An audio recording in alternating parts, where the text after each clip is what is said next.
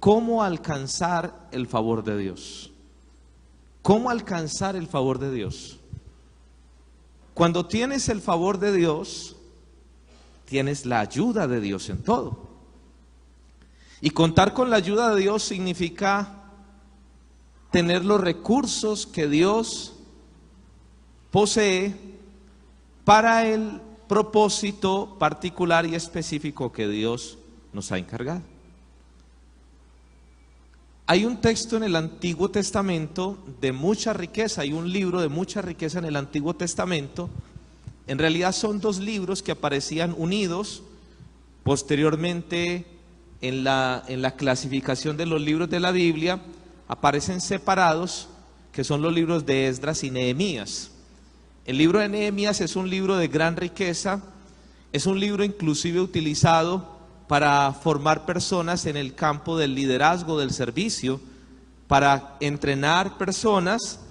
Y el libro de Nehemías es un libro de mucha riqueza, así que quiero compartir hoy un poco sobre el tema de cómo alcanzar el favor de Dios desde una lectura, una mirada del libro de Nehemías, sobre todo algunos apartes, y contarles un poquito sobre esa experiencia y 3 principios que hoy quiero enseñarles para alcanzar el favor de Dios.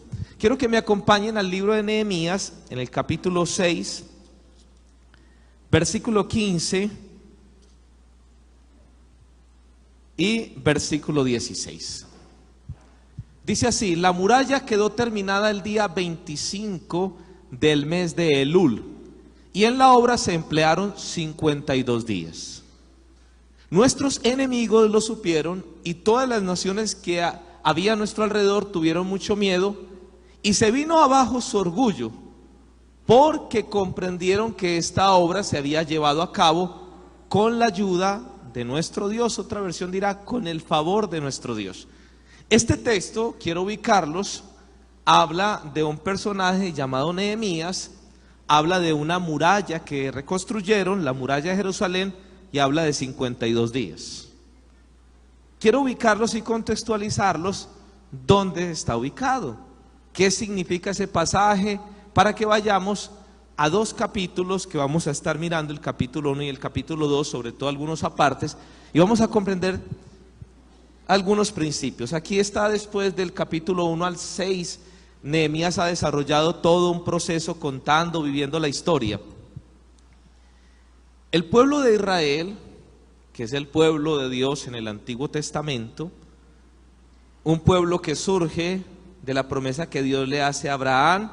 Abraham tiene un hijo, Isaac, que es el hijo de la promesa, tiene otro hijo con la esclava que se llama Agar, Ismael. De Isaac viene Jacob y Esaú. De Jacob vienen las 12 tribus. Jacob pasó a llamarse Israel, era el pueblo de la bendición. Dios dijo: de ustedes voy a hacer un pueblo, una nación especial. Ese pueblo de Israel llega a Egipto. Estando en Egipto se multiplican de una manera abundante, los esclavizan durante 400 años. Aparece un hombre llamado Moisés, conocen la historia. Moisés es utilizado como instrumento en las manos de Dios para sacarlos de la esclavitud de Egipto. Atraviesan 40 años en el desierto. Estando en ese proceso en el desierto, entran a la tierra prometida a través de un hombre llamado Josué, sucesor de nuestro amigo Moisés. Entran a la tierra prometida, estando allá viven todo un proceso maravilloso de esplendor. Muere Josué y viene un periodo de tiempo que se llama el periodo de los jueces, donde la gente se perdía, donde la gente no tenía un norte claro, y aparecían líderes o caudillos temporales. Después de Josué, de los jueces, viene un periodo donde aparece un hombre llamado Samuel, un hombre utilizado por Dios. Y al pueblo de Israel le dice: nosotros hemos visto el problema de los jueces, de todo lo que ha pasado, y alrededor observamos que hay gente que tiene un rey, hay pueblos que tienen reyes, nosotros queremos tener un rey. Dios le dice al pueblo de Israel: ¿para qué se van a poner ustedes a nombrar uno como rey? Los va a esclavizar, le cuenta todas las dificultades, pero ellos dicen: queremos tener un rey. Y entonces aparece un rey llamado Samuel. Samuel empieza muy bien su reinado, pero después se aparta, desobedece. Aparece un gran rey llamado David, y después de David viene de una manera muy especial el gran rey de Israel. Cuando aparece David, David le sucede el trono a su hijo Salomón. Salomón fue un hombre que tenía la sabiduría, pero también se había apartado de Dios. Y finalmente, cuando su hijo Roboam, que le entregó su padre un país, un reino con muchos problemas, se divide y aparece el reino del norte y el reino del sur. Y a partir de ese momento, el reino del norte, el reino del sur, vienen una serie de reyes que suceden a Salomón con Roboam. Y todo esto para decirles que en todo ese problema de conflictos y de dificultades, Israel vivió algo llamado exilios. Y los exilios fueron momentos difíciles del pueblo de Israel, donde literalmente caían bajo la cautividad de gobiernos o de imperios. Hoy nosotros en nuestros países pues básicamente tenemos problemas de fronteras, pero no hay los problemas de esa época, que un imperio gobernara, dominara, subyugara a otro. En esa época sí. Israel, el pueblo de Dios, cada vez que desobedecía vivía las consecuencias, y fueron prisioneros del imperio babilónico con Nabucodonosor, fueron prisioneros del imperio asirio, fueron prisioneros del imperio persa, del griego y del imperio romano. Puntualmente la historia de Nehemías ocurre en la época del imperio persa. Estaban bajo el dominio del imperio persa, y en ese dominio que estaban allí, antes el imperio babilónico les había destruido las murallas de una ciudad muy importante llamada Jerusalén. Para ubicarles en el contexto y entiendan qué tan importante, eso es como si alguien viniera a nuestra ciudad, la tomara y nos dañara el metro. Jerusalén representaba la ciudad santa para ellos. Y recuerden que en la antigüedad una de las formas de protección de las ciudades era tener ¿qué? Murallas. La ciudad estaba destruida, estaban viviendo un gran problema. Este hombre llamado Nehemías, que no vivía en Jerusalén, para que lo traten de entender ahora, para que veamos el contexto, eso es más o menos como cuando hoy un gran imperio como el imperio norteamericano, como pensamos hoy en el imperio chino, dominan y gobiernan a otros países, y una persona se va a vivir a Estados Unidos y sabe que sus parientes están en Colombia y se da cuenta de las tragedias, de las dificultades, pero está viviendo allá tranquilamente y no sabe cómo resolver el problema. Nehemías estaba sirviéndole a un rey, Jerjes, el rey Artajerjes y después Jerjes, y está viviendo esa situación, se entera de lo que ha pasado, y Nehemías dice: yo quiero que el pueblo se levante y vamos a reconstruirlo. Y Nehemías se encarga de reconstruir la parte de la ciudad, la parte civil, y Esdras se encarga de restaurar la parte espiritual. Pues resulta que a este hombre le entregan para que reconstruya la muralla, y lo hace en un tiempo récord de 52 días. Eso es 1 mes y 22 días. Reconstruir una muralla en ese tiempo es un récord. Y dice que lo logró hacer porque contaba con el favor de Dios. ¿Por qué he hecho todo este recuento? Porque ahora vamos a darnos cuenta la historia de un hombre. Y la historia de un hombre que alcanzó a tener el favor de Dios. Y vamos a entender qué es el favor de Dios, porque cuando tienes el favor de Dios, Dios te lleva a lugares, te coloca con personas que tú ni siquiera te alcanzas a imaginar, y tienes algo especial que la gente te dice: ¿qué es lo que usted tiene? Y llegas a tener algo tan especial que emprendes proyectos, y esos proyectos que emprendes tienen éxito. Pero también voy a decir que entre más grande sea el favor de Dios en ocasiones, más grande es la oposición que tienes que vivir. Quiero que por favor vayamos a conocer la historia ya en detalle después de esta ubicación, y vamos a leer esta historia, ¿dónde comienza? Y quiero que por favor me acompañen a que leamos la historia. Voy a leerla, vamos a leerla, Nehemías todo el capítulo 1, Nehemías capítulo 2 hasta el versículo 8. Son 19 versículos. Es extenso, pero quiero enseñar 3 principios que nos van a servir. Dice, el título es Nehemías ora por su pueblo, y dice de esta manera: estas son las palabras de Nehemías, hijo de Acalías. En el mes de Kislev, y quiero que se graben ese nombrecito para enseñarles ahora algo importante, del año 20, estando yo en la ciudadela de Susa, llegó Ananí, uno de mis hermanos, junto con algunos de hombres de Judá. Entonces les pregunté por el resto de los judíos que se habían librado del destierro y por Jerusalén. Ellos me respondieron: los que se libraron del destierro y se quedaron en la provincia están enfrentando una gran calamidad y humillación.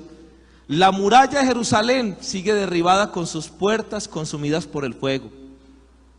Al escuchar esto, me senté a llorar. Hice duelo por algunos días, ayuné y oré al Dios del cielo.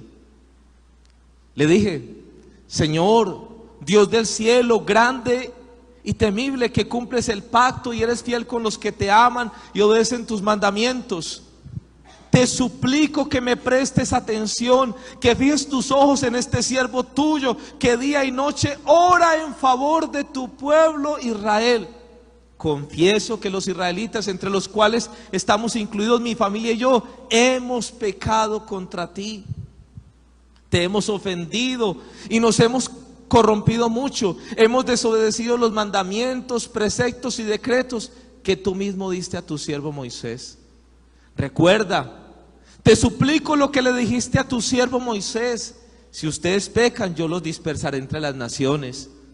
Pero si se vuelven a mí y obedecen y ponen en práctica mis mandamientos, aunque hayan sido llevados al lugar más apartado del mundo, los recogeré y los haré volver al lugar donde he decidido habitar. Ellos son tus siervos y tu pueblo, al cual redimiste con gran despliegue de fuerza y poder. Señor, te suplico que escuches nuestra oración, pues somos tus siervos y nos complacemos en honrar tu nombre. Y lo que te pido es que a este siervo tuyo le concedas tener éxito y ganarse ¿qué? El favor del rey. En aquel tiempo yo era copero del rey.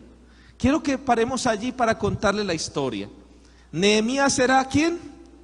Copero del rey. Para que se ubiquen en este sentido, para que entiendan, eso es más o menos como si una persona está en el lugar, hay un lugar de calamidad y hay otro lugar donde no hay calamidad. La gente que estaba en Jerusalén estaba sufriendo hambre, pasando necesidades, dificultades, mientras que Nehemías estaba trabajando ¿con quién? ¿Le faltaba algo a Nehemías? Para nada. Y si a una persona no le falta nada, ay sí, muy duro, qué pesar, la gente sufriendo, vamos a ver cómo le mandamos una ayudita. Pero la Biblia dice que Nehemías se enteró y se involucró con el dolor del pueblo y sintió el dolor del pueblo. Y una vez sintió ese dolor, pidió perdón por el pueblo y lo pidió por él y le dijo: Señor, yo necesito que tú muevas. Yo necesito que tú muevas una ficha, porque mientras vivamos en esta tierra, muchos seres humanos tienen el poder para mover unas cosas en favor de una persona y de otra. Nehemías dirige su oración y le pide a Dios que le permita ganarse el favor ¿de quién? Del rey. Pero vamos a continuar en el capítulo 2. Nehemías vuelve a Jerusalén, es el título. Un día en el mes de Nisan, ¿en el mes de qué? El otro mes era el mes de Kislev.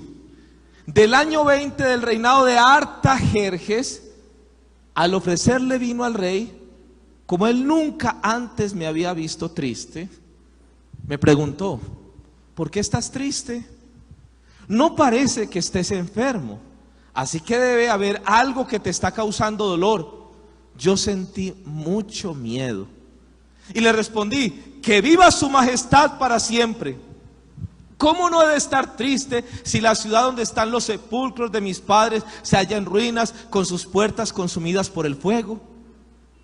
¿Qué quieres que haga?, replicó el rey. Encomendándome al Dios del cielo, le respondí: si a su majestad le parece bien y si este siervo suyo es digno de su favor, le ruego que me envíe a Judá para reedificar la ciudad donde están los sepulcros de mis padres. ¿Cuánto durará tu viaje? ¿Cuándo regresarás?, le preguntó el rey, que tenía a la reina sentada a su lado. En cuanto le propuse un plazo, el rey aceptó enviarme. Continuemos, por favor. Entonces añadí: si a su majestad le parece bien, le ruego que envíe cartas a los gobernadores del oeste del río Éufrates para que me den vía libre y yo pueda llegar a Judá. Y por favor ordene a sus guardabosques, a Asaf, que me dé madera para preparar las puertas de la ciudadela del templo, la muralla de la ciudad y la casa donde he de vivir. ¿Pidió poquito o no? Y el rey accedió a mi petición, porque Dios estaba, ¿qué?, actuando a mi favor. Quiero que entiendan que este hombre hizo una cosa muy grande. ¿Nehemías tenía dinero? No.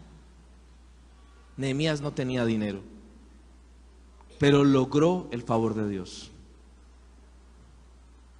¿Saben una cosa? Cuando escucho el tema de las necesidades, de pensar en las necesidades, me remito a la Madre Teresa de Calcuta. No sé si ustedes sabían que la Madre Teresa de Calcuta no nació en Calcuta. Ella nació en un país llamado Albania, donde la mayoría de las personas que viven en este país son comunistas, en un régimen comunista. Ella fue huérfana y se fue a vivir a Calcuta y se ordenó como religioso. Y sentía tanto dolor por las personas que le pidió al Señor que le ayudara. Y ella se fue ganando el favor de Dios. Y Dios le permitió que se ganara el favor de los hombres. Y hay veces cuando piensas en el favor de Dios, hay veces crees que el favor de Dios es que se te abran las puertas de par en par y que no haya dificultades. Pero si quieres el favor de Dios, tendrás que ir cruzando por umbrales. Y posiblemente en muchos de esos umbrales tendrás enemigos que irán desde la burla hasta los ataques directos para tu vida. Y harán planes para destruirte y para destruir a los tuyos. Y escucha esto.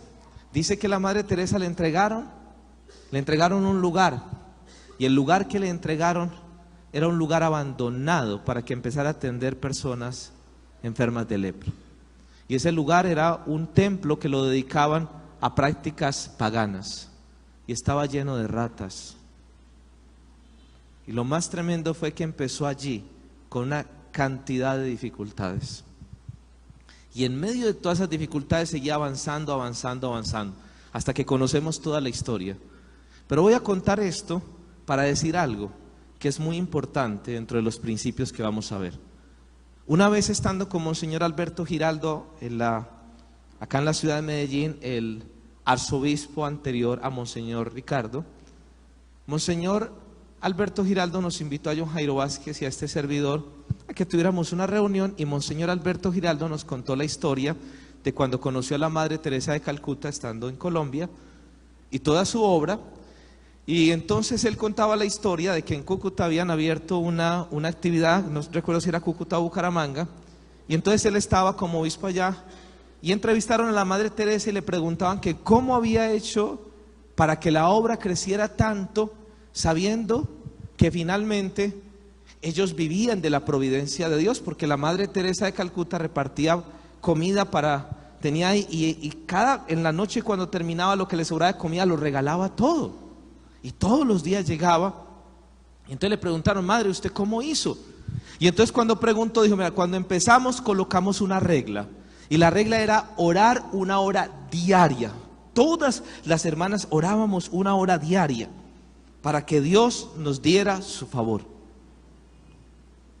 Y la obra fue creciendo tanto, que ya no nos quedaba tiempo. Y entonces, como era tanto el trabajo y no había tiempo, no pudimos seguir orando 1 hora, tuvimos que orar 2 horas. Y los periodistas que estaban escuchando la entrevista se quedaron sorprendidos. ¿Cómo así que había más trabajo? En vez de disminuir la oración, la subían. Porque la Madre Teresa comprendía algo: que si quieres obtener el favor de los hombres, primero aprende a obtener el favor de Dios. Si quieres aprender a estar de pie delante de los hombres, aprende a estar de rodilla delante de Dios. Porque el día que anheles el favor de los hombres, terminarás anhelando la aceptación de los seres humanos. Por eso Jesús dijo: gloria de hombres no recibo. ¿Quieres que Dios use tu vida?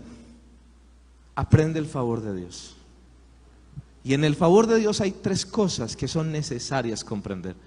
Número 1, el favor de Dios requiere que aprendas a conocer y a desarrollar el propósito divino para tu vida. Voy a decirlo de esta manera, pero cuando comprendemos el propósito de Dios y sabemos cuál es el propósito de Dios, Dios va a darte favor para desarrollar el propósito de Dios para tu vida. Las personas piensan que tener el favor de Dios es que en todo lo que tú hagas, Dios te va a estar acompañando y va a tener el favor. No, Dios se compromete en el favor de Dios para tu vida, en aquello que tú estás alineado con el propósito de Dios. Por eso lo primero que tienes que conocer es el propósito de Dios. ¿Por qué Dios respaldó tanto a Nehemías en ese momento? Porque el deseo de Dios estaba alineado con el deseo de Nehemías. ¿Quieres que Dios te dé favor, te dé gracias? Alinea el propósito de Dios con tu propósito. Bueno, Edison, ¿cuál es el propósito de Dios? Voy a decirlo de manera general, pero voy a aterrizarlo de manera particular. El propósito de Dios para todos los seres humanos es que los seres humanos sea restaurada en nosotros la imagen y semejanza de Dios. Si una persona le dice a Dios: voy a hacer que tu causa sea mi causa, Dios dice: entonces cuenta con que te voy a ayudar. Pero si una persona dice: mi causa no es tu causa, Dios dice: pues me estás pidiendo que te dé el favor de algo para algo que no es mi causa. ¿Va a ser difícil o no? Si la causa de una persona es cubrir la necesidad y llevar mercado a muchas personas necesitadas, y es un hombre adinerado, multimillonario, y usted se le acerca a ese multimillonario y le dice: venga, yo tengo un deseo, y el deseo mío es llevarle comida a las personas necesitadas, pero no sé cómo hacerlo, yo escasamente recojo algo, y lo escucha. Entonces la persona dice: entonces yo te voy a hacer algo, te voy a apoyar, y preséntate a esta persona y dile que vas de parte mía, y entonces vas a tener todos los medios. Pero si esa persona va a presentarle algo diferente al propósito, no va a darse. ¿Cuál es el propósito de Dios para todos los seres humanos? Que tengamos su imagen y semejanza, que volvamos a ser hijos de Dios en esa imagen y semejanza, que nuestra imagen sea restaurada, que nuestra imagen sea cambiada conforme al plan de Dios, que puedas llegar a ser heredero de Dios, coheredero. Y cuando descubres eso y trabajas por honrar a Dios y por procurar ayudarle a los seres humanos, ¿sabes qué va a hacer Dios con tu vida? Dios te va a dar una gracia especial. Cuando el deseo no es el protagonismo mío, sino que Dios reciba toda la gloria, la honra y la alabanza. Cuando el deseo es ayudarle a los seres humanos, entonces Dios dice: yo voy a ayudarte en ese propósito. Nehemías está diciendo: Señor, y yo te pido en esta hora, permíteme reconstruir la muralla, y que la muralla lleve el nombre en honor a Nehemías. ¿Pensó en algún momento eso? ¿Qué le dolía a Nehemías? 2 cosas. Una, que el pueblo de Dios estuviera sufriendo, pero que el pueblo de Dios estuviera apartado. Y él lo reconoce: Señor, estamos viviendo esta situación porque te hemos desobedecido. Y quiero decirte algo: no hay un solo ser humano en esta tierra que no tenga un propósito específico y particular. Cada ser humano que está en esta tierra tiene un propósito específico y particular. Porque Dios no te diseñó, no pensó en tu vida simplemente para que vinieras y estuvieras no sé cuánta cantidad de años y simplemente vivieras de cualquier manera. quiero decir algo que es paradójico.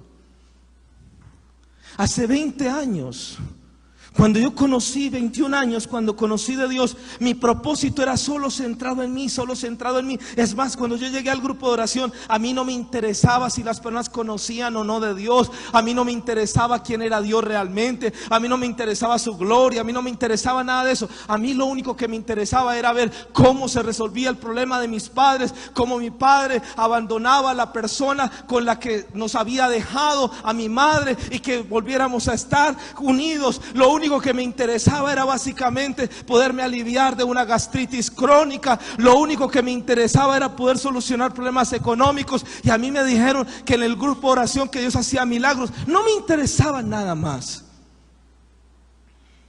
No era el propósito. Pero cuando llegué, Dios me dijo: vas a vivir la primera parte de este propósito. Y la primera parte de este propósito era recuperar lo que se había perdido. Y entonces empecé a vivir el propósito de Dios para mi vida: conocer y sentir su amor. Y conocí y sentí su amor, y lo sigo sintiendo y sigo conociéndolo. Pero en ese momento empecé a sentir una empatía, una cercanía de ver gente que lloraba, que sufría. Y yo dije: ¿cómo hay personas que están sufriendo tanto? ¿Dónde estaba yo perdido todos estos años sin saber? Y entonces yo le dije a Dios: yo quiero hablarle a la gente. Pero quien decía yo quiero hablarle a la gente era alguien que en su niñez había gagueado, que venía de violencia intrafamiliar, que estaba lleno de complejos y de temores. Pero había algo tan fuerte en mí, y yo no tenía ni siquiera recursos económicos. Y entonces vine a la comunidad, y de una manera especial Dios empezó a darme su favor. Y su favor lo sentí cuando empecé a entender cosas que yo decía: ve cómo entiendo de fácil. Y nuestro director John Jairo Vázquez identificó eso y me dijo: vas a ser un gran predicador, vas a enseñar la palabra de Dios. Yo ni siquiera entendía. Y cuando me paré a predicar por primera vez, yo prediqué, y cuando prediqué temblaba literalmente. Yo tenía tanto miedo. Yo parecía así dando una lección de un niño en la escuela. No me movía, estaba mirando al frente. Yo decía: que nadie vaya a levantar la mano, que nadie vaya a preguntar nada. Yo trataba de mirar para todas partes, pero yo sentía. Y cuando finalicé, la gente me decía: ¿qué fue tan especial? Todo era para mí. Y yo decía: pero ¿qué fue lo que dije? Yo no sabía que... Yo entendía lo que había dicho, pero ¿qué era de lo especial para esa persona? Y yo empezaba. Y entonces las personas empezaban a decir en un momento determinado: qué bueno cuando predica, qué bueno puede orar por mí, qué bueno. Y yo empecé a sentir que había algo especial. Pero lo único que yo llegaba era que estaba en la casa y decía: Señor, yo quiero que la gente sienta lo que yo sentí cuando un día llegué con mi corazón desconsolado. Yo quiero trabajar por las familias. Yo quiero trabajar por las personas que están quebradas en sus empresas, porque yo viví la quiebra en una pequeña microempresa. Yo quiero eso. Quiero sentir que tú das paz, y que das la paz que sobrepasa todo entendimiento. Y mis propósitos empezaron a alinearse. Y fue algo distinto. Cuando tu propósito entra en la sintonía con el de Dios, Dios dice: yo voy a empezar a darte una gracia especial. Y tus palabras, tus gestos, tus acciones, el lugar donde estás, se vuelve algo diferente, algo distinto. Y la gente empieza a sentir que tienes algo diferente. Entonces, cuando entiendes el propósito, te das cuenta que tu intención no es alcanzar tus logros personales, que tu intención es conocer los propósitos de Dios para que tú cumplas los de Él. Y entonces llega ese momento donde la oración del Padre Nuestro, en esa partecita: hágase tu voluntad así en la tierra como en el cielo, se vuelve súper poderosa. Y la pregunta empieza a convertirse: Señor, ¿qué quieres que yo haga por ti? Y empiezas a decirle: Señor, pero yo veo a las personas sufriendo, pero veo a las personas viviendo circunstancias difíciles. Estaba leyendo un libro sobre retos y desafíos del tiempo presente, Y nosotros hoy nos quejamos de los empresarios, de los gobernantes. Y yo pienso, cuando Dios nos pregunte cuánto has orado por los gobernantes, cuando Dios nos pregunte a nosotros cuánto hemos hecho para formar personas que tengan principios y valores y que entiendan que tienen que preocuparse por la administración pública. Cuando pensemos en eso, nos daremos cuenta que es nuestra responsabilidad y que estamos llamados a evangelizar. Hace unos años empecé a acompañar a algunos empresarios y acompañé a una persona y le dije: voy a estar con usted. Y Dios ha bendecido esa empresa y hemos crecido. Y yo le dije: yo tengo un sueño, y el sueño mío no es tener empresa. El sueño mío es acompañar a algunas personas. Y dentro de la corporación dice que evangelizamos a destinatarios estratégicos. Y sueño un día que esos días los empresarios digan: yo quiero en mi empresa invertir. Y que tengamos un lugar, un coliseo lleno con 500, con 1000 familias escuchando un mensaje. Hace poco tuvimos una empresa en este lugar que trajo a sus empleados para que escucharan mensajes. Pero en la corporación se están haciendo trabajo en empresas y en lugares, y se han hecho en el sector público, para decir que necesitamos hacer algo distinto. ¿Y sabe cuál es el sueño? Que no podemos cambiar una sociedad si simplemente nos quedamos cuestionando y no alineamos los propósitos. ¿Saben qué hizo Nehemías? Nehemías dijo: el propósito de Dios es que el nombre sea levantado nuevamente.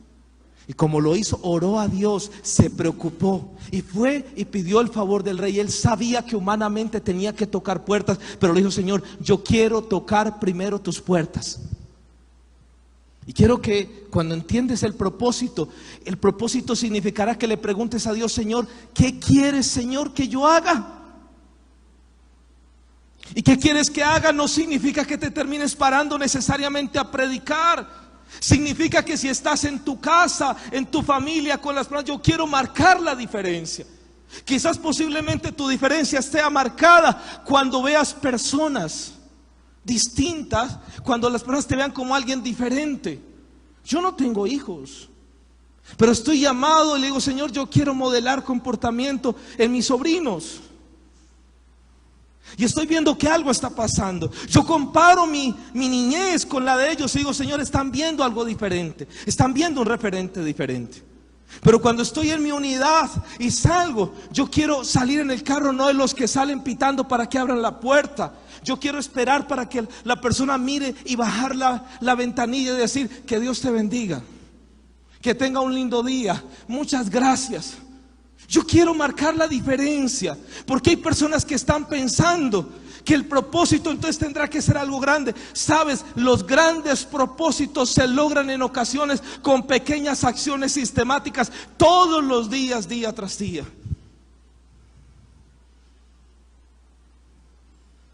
Cuando tienes esa oportunidad. Venía en un vuelo, no hablo el inglés para nada, escasamente entiendo algunas palabras, pero estaba en el vuelo y cuando venía de regreso estaban hablando y yo al hecho de no entender nada me ponía a mirar lo que pasaba, las conversaciones, y la persona que estaba como auxiliar de vuelo estaba ahí entregando, y por alguna razón, aparte de sonreír con la persona, tuve la posibilidad de tener una pequeña colaboración. Muchas veces la gente, en ocasiones aún para entregarle algo, simplemente entregan.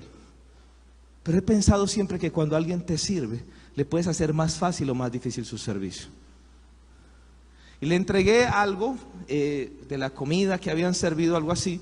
Cuando terminó, en su poco español me dijo: eres muy amable, gran persona.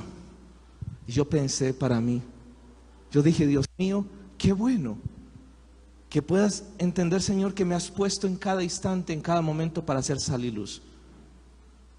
Nehemías no era predicador. Nehemías, ¿a qué se dedicaba? a servirle el vino al rey. Era una persona de confianza, pero dijo: Señor, yo quiero hacer algo.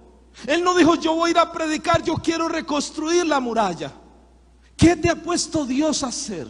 Porque Dios te ha puesto algo. Y si la tarea es muy grande, no te preocupes, que si esta es sintonía con Dios, Dios te dará el respaldo.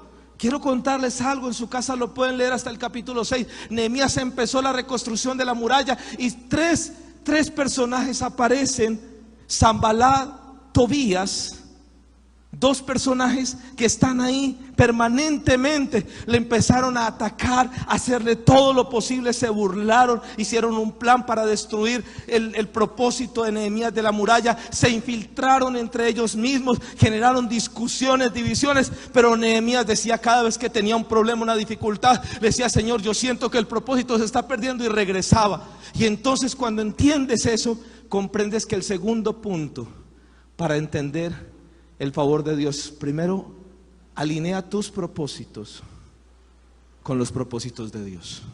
Segundo, prepárate. La preparación con la oportunidad es la que permite que aparezca el favor de Dios. Cuando estás preparado y surge la oportunidad, el favor de Dios dice: aquí estoy para darte lo que te falta. Nehemías se enteró de que su nación estaba en ruinas. En el mes de Kislev, y empezó a orar y ayunó durante varios días. Y dice Nehemías capítulo 2 versículo 1 que él se encontró con el rey Artajerjes en el mes de Nisán. ¿Sabe cuánto son eso en meses? El mes de Kislev, el mes de Nisán, son meses del calendario hebreo, así como nosotros tenemos enero, febrero, marzo, abril. El mes de Nisán es uno de los meses que corresponde más o menos al periodo de marzo, abril. Y dice la Biblia que Nehemías se enteró de lo que había ocurrido, y pasaron 4 meses en el que Nehemías estuvo orando. ¿Quieres ganarte el favor de Dios? Prepárate. ¿Y cómo se prepara uno con Dios? Te voy a decir cómo te preparas con Dios. Desarrolla relación y después intimidad. La relación te hace acceder a Dios, y el acceso a Dios trae intimidad, y la intimidad trae revelación, y la revelación trae gracia de Dios. En otras palabras, ¿quieres que Dios use tu vida? Pasa tiempo hablando con Él más. Nehemías no dice que se enteró de que la muralla estaba destruida e inmediatamente fui delante del rey. Él sabía que humanamente, escucha esto, humanamente quien lo podía ayudar era ¿quién? El rey. Pero en lo sobrenatural, en lo divino, ¿quién movía todo lo divino y lo humano? Dios. No, Edison, es que yo solamente dependo de Dios y yo voy a orar a Dios y que Dios haga. No, venga, a ver, ubícate. Tú vives en un lugar, estás en esta tierra, estás en una empresa, estás en un lugar, y esa persona humanamente es la que en este momento puede decirte sí o no. Nehemías no dijo: yo voy a orar y si es la voluntad de Dios que el rey venga hacia mí. No, venga, eso puede ocurrir, pero te quiero decir que Nehemías era consciente que humanamente había alguien que tenía el poder para dar el permiso y reconstruir la muralla. Nehemías dice: me interesa, Dios, ganarme el favor del rey, pero primero me quiero ganar tu favor. Ahora, ¿cómo se ganó Nehemías el favor de Dios? Nehemías se ganó el favor de Dios con la oración, y con una oración que debe tener 3 cosas: sinceridad, intimidad y continuidad. No te ganas el favor de Dios en la oración simulando oraciones delante de Dios. No te ganas el favor de Dios simplemente diciéndole: Señor, yo sé que tú todo lo puedes, eres excelso, eres maravilloso. No, oiga, Nehemías, hablemos realmente de qué es lo que sientes en tu corazón. Porque voy a decirte algo. Cuando vas delante de Dios, Dios ve tus oraciones. Y Dios dice: bueno, vamos a calibrar las oraciones y necesito sinceridad. Porque si vas con la oración del fariseo, Dios dice: petición denegada.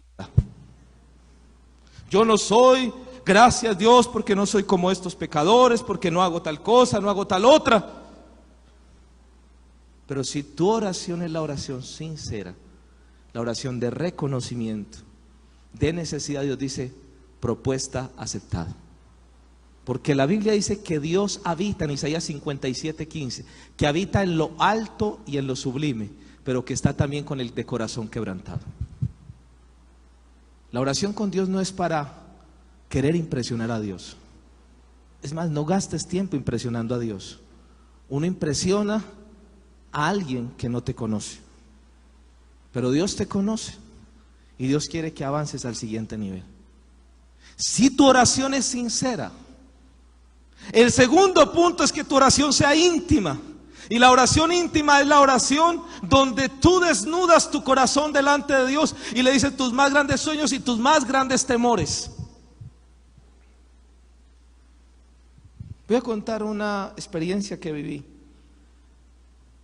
Cuando apenas estaba empezando en la evangelización, yo estaba en un apartamento muy pequeño en el que vivía, condiciones difíciles, y yo estaba orando y tuve una especie de visión, una imagen en mi mente mientras estaba orando. Yo apenas estaba empezando a orar, pero en esa oración yo vi una gran multitud. Y yo recordé que cuando apenas llevaba unos meses de estar conociendo de Dios y con el deseo de que la gente conociera, había venido un sacerdote llamado Robert de Grandis. Es un sacerdote que trabaja el tema de la sanación interior. Y yo estaba en el estadio y yo dije: algún día, si Dios me lo permite, estaré acá en el estadio. Yo apenas estaba empezando. Estaba con una persona, me miró y me dijo: hágale, que para el que cree todo lo es posible. Cuando él dijo eso, yo dije: no, mentira, era como charlando. Pero en el fondo Dios sabía: este es tu deseo, vamos a alinear el propósito.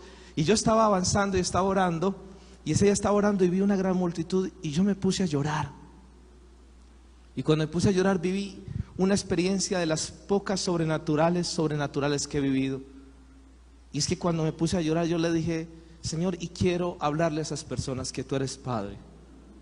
Porque yo no tuve un padre que me diera afecto, pero en ti lo he recibido todo. Y empecé y me quebranté y empecé a llorar. Y cuando empecé a llorar sentí literalmente, no estoy diciendo una imagen, sentí literalmente que unas manos pasaron sobre mi mejilla y secaron mis lágrimas. La llorada fue peor después de eso. Yo le dije: Señor, ¿para qué me secaste? Lloré impresionantemente, le dije: esto es maravilloso. Y los años pasaron. Y un día me invitan a predicar en una actividad de la renovación que se llama el Juanca. Y después me invitan a predicar. Y yo recuerdo que cuando me invitaron ese día, antes del Juanca hicieron un congreso. Y habían hecho un congreso de la renovación, de una de las comunidades de la renovación. Y cuando me invitaron a predicar, yo pensé que ese día se iba a cumplir lo que había visto. Cuando llegué, era un lugar muy grande y yo creo que no había ni siquiera 50 personas. Y yo dije: ¿será que este sí era el lugar que yo vi en la visión o qué? ¿O fue que Dios me mostró solo una partecita, los que estaban ahí ubicados? Cuando pregunté, me dijo: no, es que de pronto nos equivocamos, es que hicimos el evento contigo y este mismo día organizaron un evento con otra persona, aquí cerquita. Y yo: sí, ¿con quién? Con el padre Juan Jaime Escobar. ¿Ustedes a dónde creen que iría más la gente? Y yo estaba ahí y parecía que me desmoronaba. Pero sigue predicando. Y seguí predicando y pasaron muchas cosas. Pero después me invitaron a predicar el Juanca y fue una cosa muy especial. Y cuando fui a predicar el Juanca, fui allá y yo ya me sentía emocionado. Habían por ahí más de 2.500, 3.000 jóvenes. Y cuando yo voy ese día en la tarde, voy a comulgar, un pensamiento interior me dice: aquí es donde yo te dije que te iba a traer. Y yo me puse a llorar porque vi la imagen y era la misma que había visto ese día. Comulgué, al día siguiente teníamos la actividad y empezamos la actividad. Yo no soy la persona más extrovertida ni más jocosa, y lógicamente mi estructura de timidez, de introversión, pues dificulta, y los jóvenes de pronto tienen la posibilidad de reírse más. El día anterior habían estado con un sacerdote y los jóvenes se habían salido, pero por cantidades. Y después de eso predicó un sacerdote, el padre Jorge Mario Naranjo, que tiene un gran carisma. Y cuando había predicado, al día siguiente ya me tocaba a mí. Y yo me fui, yo le dije: Señor, en mi oración era sincera, le dije: Señor, si tú me dices que me vas a traer aquí, confírmame. Y yo me puse ese día como Gedeón, poniéndole pruebas a Dios de que me demostrara, y le cambié las pruebas unas y otras. Y cuando llegué a ese lugar, yo hice una oración, y mi oración era realmente una oración de temor, de timidez. Dije: Señor, no será posible que cambien a esta hora, que digan que algo pasó. Yo no quería subir, y cuando estaba allí me llamaron e iba caminando, toqué la primera escalera, y cuando toqué la primera escalera sentí como si algo hubiera pasado en mi cuerpo, impresionante, de energía, de vitalidad, de fuerza. Algo pasó de una manera tremenda, poderosa. Y cuando me bajé de predicar de allí, la gente aplaudía, estaba allí, y mientras predicaba la gente lloraba en las graderías, y yo estaba ahí, y Dios me dijo: esto es lo que te había dicho. Y le pregunté: Dios, ¿por qué me lo avisaste con tanta anterioridad? Mío, porque necesitaba que te prepararas. Y te prepararas no pensando que ibas a predicar, que te prepararas estando conmigo, que te prepararas sintiendo que yo soy Dios, que te amo, que te cuido, que te respaldo, que tú vales para mí por lo que tú eres. Y fueron años Dios superando mis complejos, mis miedos, mis temores, haciéndome entender que cada vez que yo iba en pos de lo que Él quería para mi vida, algo especial ocurría. ¿Sabes qué es la preparación? Es el tiempo que pasas no teniendo a alguien, sino teniendo a alguien. No teniendo algo, sino teniendo a alguien. Es el tiempo que aprendes que lo más valioso es tenerlo a Él. Y ese tiempo que pasas empieza a colocarte, a hermosear tu vida, como cuando Moisés pasó 40 días, 40 noches en el monte, hablando con Dios, y su cara resplandecía. Es el tiempo en el que tú estás trabajando y estás pensando en cómo vivir en comunión con Dios, y estás pensando cómo sentir a Dios, y Dios empieza a darte gracia en tu trabajo, con tus compañeros, con tus proveedores, con tus clientes, con tus empleados, con tus jefes, y algo especial empieza a ocurrir. ¿Sabes por qué? Porque en ese tiempo de preparación tu carácter se forma. Porque en ese tiempo de preparación aprendes a conocer quién es Dios y saber que Él te sustenta y Él te sostiene. En ese tiempo aprendes a darte cuenta que Dios no te dejará abandonado. En ese tiempo aprendes que aunque pases por el agua no te ahogarás, aunque pases por el fuego no te quemarás, porque para Dios lo más importante no es lo que alcances. Para Dios lo más importante es en quién te conviertes mientras procuras alcanzar algo. Y durante ese tiempo sabes que tienes el favor del Rey.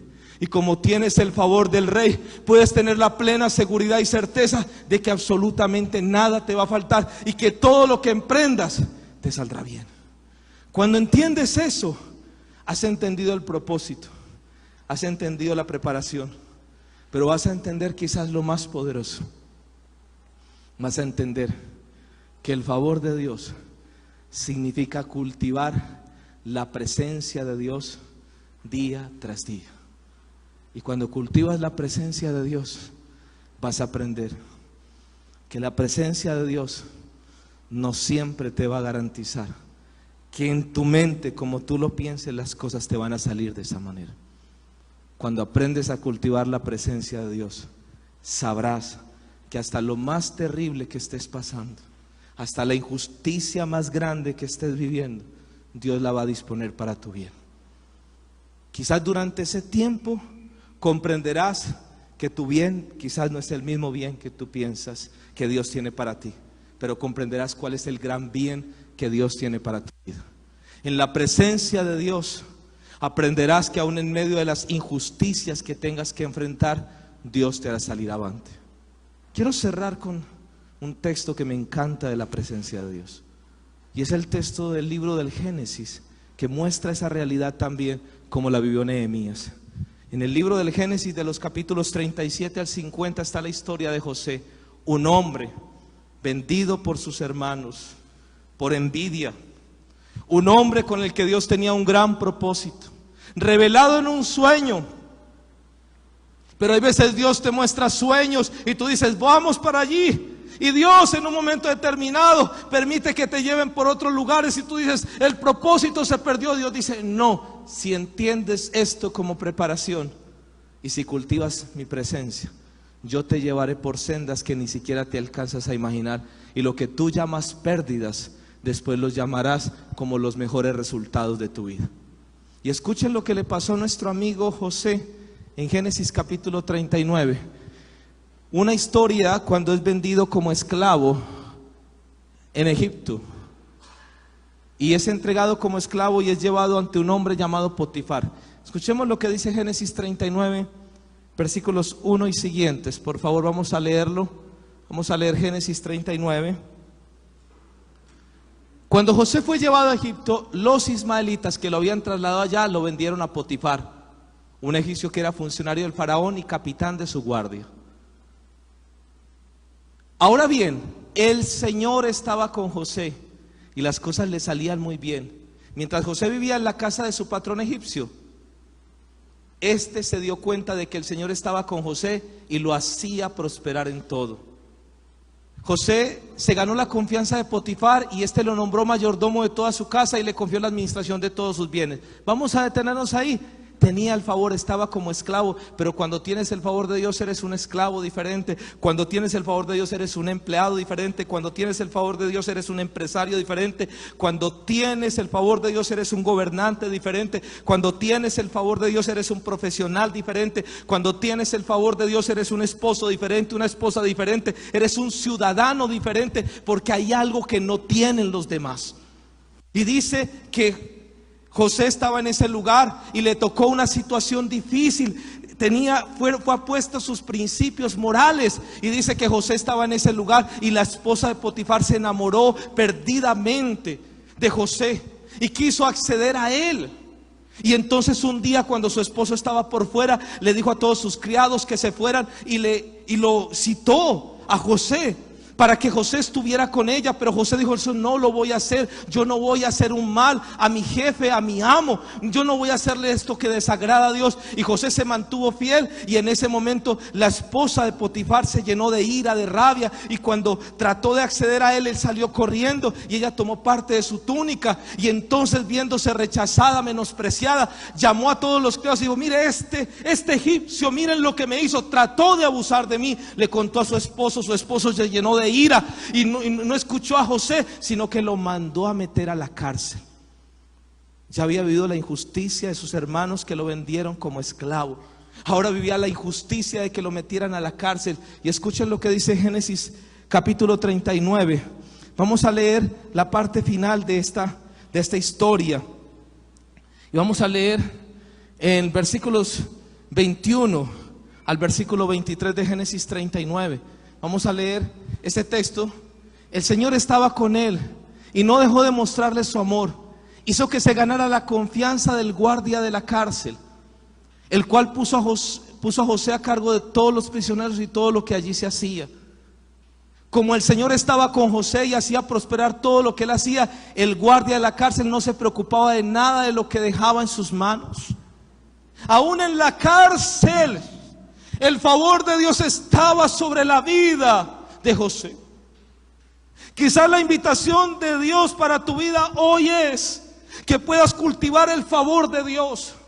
Puede ser que hoy el sentir que todo está en contra tuya te hace pensar que el favor de Dios no está para tu vida. Sí está para tu vida. Si tus propósitos son los mismos de Dios, si has pasado el tiempo, este tiempo de prueba, orando a Dios, derramando tus lágrimas delante del Señor.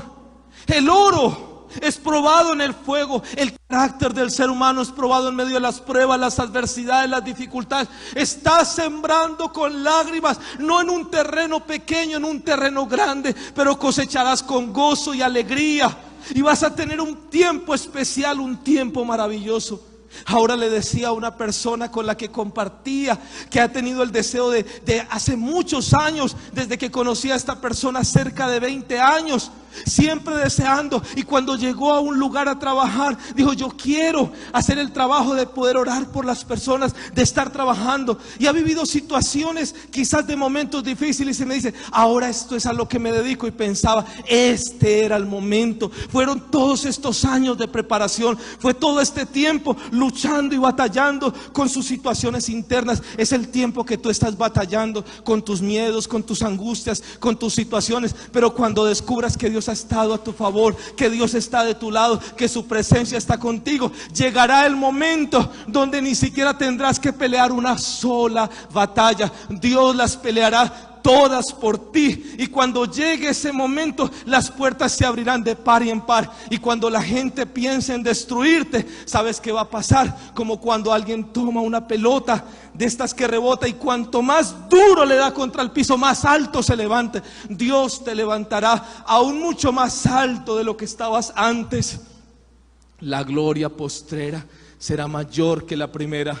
Tus lágrimas de tristeza se convertirán en lágrimas de júbilo. ¿Sabes por qué?